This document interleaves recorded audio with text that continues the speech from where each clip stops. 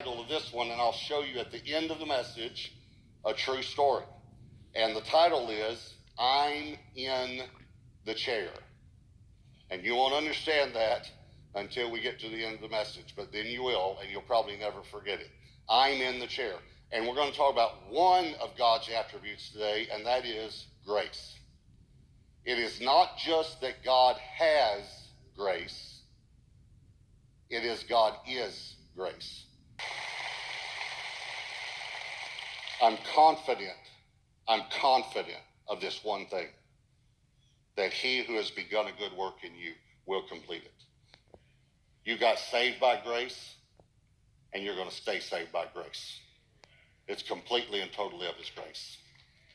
Now, I want to show you a picture of grace. And in a moment, it'll make sense, the title of the message. Dick and Judy Hoyt had a son named Rick Hoyt. When Rick was born, the umbilical cord was around his neck, and his oxygen supply was cut off for an extended time. And the doctors told them he will never walk or talk, and you should institutionalize him. But they decided not to. When he was 10 years old, some engineers developed, and this was, by the way, in 1973. So think about the technology back then. They developed a computer because they found out that Rick was extremely intelligent, and Judy, his mother, taught him how to read, but then taught him the alphabet, and he could do it with his eyes by looking at letters, but he couldn't walk or talk. So then they developed a computer where he could look at a letter and bump like a big mouse thing and click that letter, and he could learn to spell and write sentences, and then the computer would actually talk.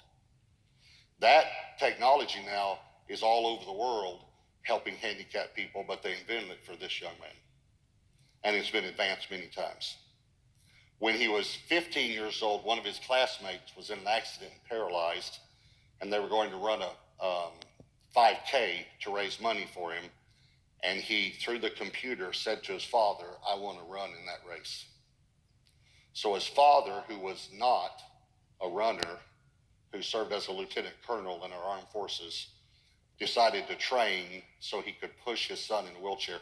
He got a 100-pound sack of concrete and put it in a wheelchair and would run every day while his son was at school. By the way, once they developed that computer, Rick was able to go to public school, graduate from high school, and then graduate from college as well. So his father pushed him in that race, and after the race, through the computer, he told his father, when I'm running, it's the only time I don't feel handicapped. So his father kept doing this. Now, they have run in 72 marathons and 257 triathlons. A triathlon is 2.4 miles of swimming, 112 miles of cycling, and 26.2 miles, which is a marathon, at the end of that, of running. When Rick, the son, swims, he's in a little raft, and Dick, his father, is pulling him swimming in the water. When Rick rides the cycle, he's in a chair specially designed for him on the front of the bicycle while his father pedals. When Rick runs, he's in a chair that his father pushes. So I want to show you a picture of grace.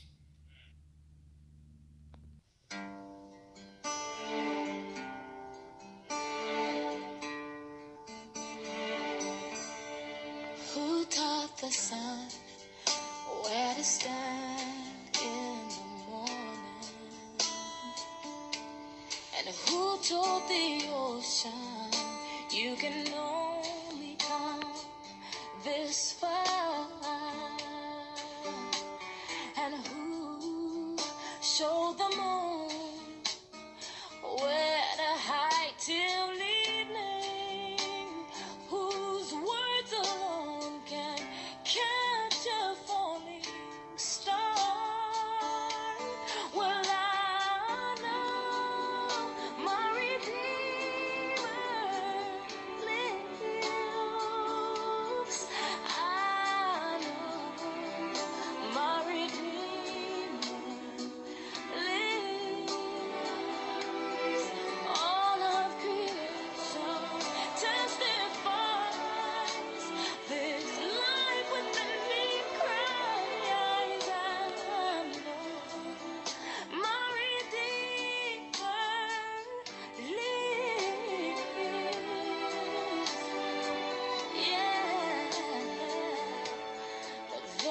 the same God that spins things in orbit, runs to the weary, the worn and the weak, and the same gentle hands that hold me when I'm broken. They conquer death to bring me victory. Now I know my Redeemer lives. I know my Redeemer lives. Let all creation testify. Let this life within me cry. I know my Redeemer. He lives to take away my shame. And He lives forever. I'll proclaim that the hate that caught my sin was the precious life He gave. But now He's alive and there's an empty grave.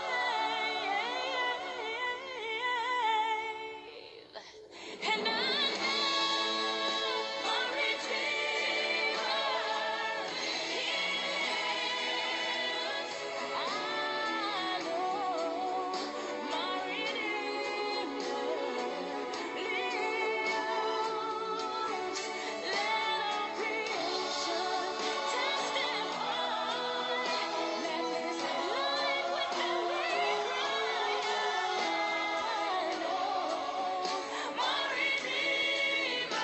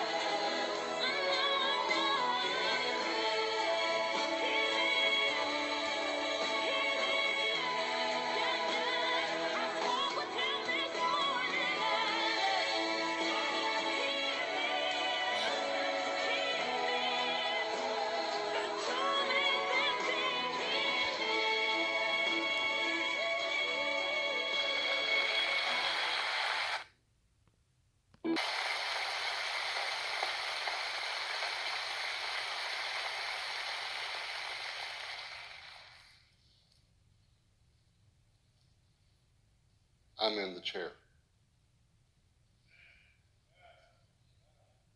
And so are you. Every finish line we cross is because the Father has been pushing us and pulling us and carrying us.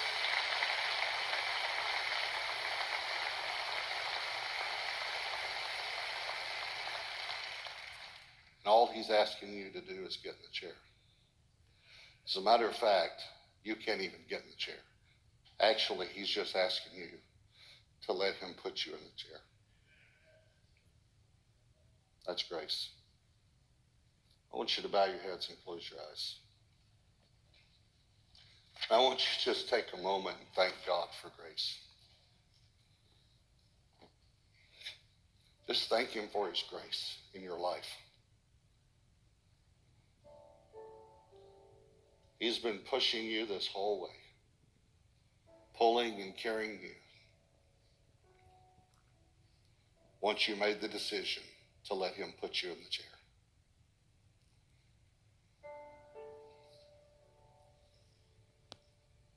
God is grace. He's never going to run out.